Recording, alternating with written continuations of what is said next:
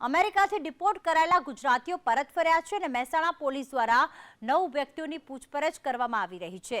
ખાનગી જગ્યાએ રાખીને પોલીસ દ્વારા તપાસ। અમેરિકાથી ડિપોર્ટ કરાયેલા 9 લોકોની પૂછપરછ।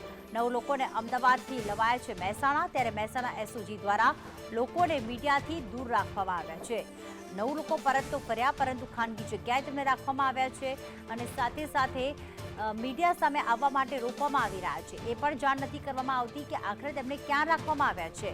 ના પરિવારજનો સાથે મુલાકાત થઈ છે, ના પરિવારજનો પણ કંઈક બોલવા તૈયાર છે।